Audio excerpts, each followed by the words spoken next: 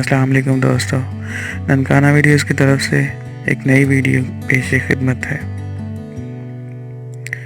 अरबी हिकायत है कि एक बूढ़े बाप ने अपने बेटे को बुलाकर एक पुरानी खस्ता हाल घड़ी दी और कहा कि बेटा, ये घड़ी तुम्हारे परदादा की है।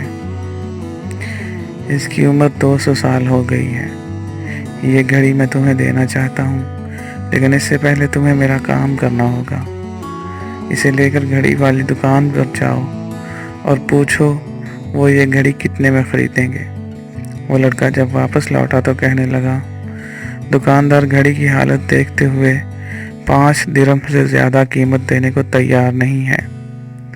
बूढ़े ने कहा, अब इसे वहाँ ले जाओ जहाँ नवादरात फ़रोख्त किए जाते हैं।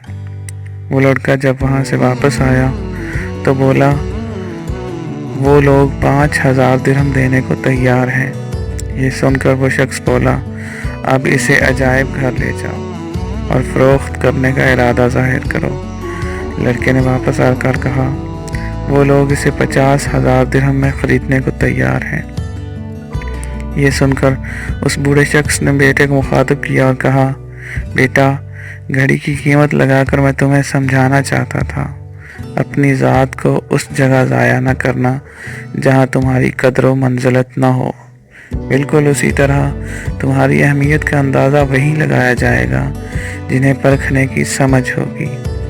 देखा जाए तो बहुत से लोग अपनी सलाहियतों को ऐसी जगह ज़ाया कर रहे होते हैं जहाँ सिवाय वक़्त ज़ाया करने के उन्हें कुछ हासिल नहीं होता।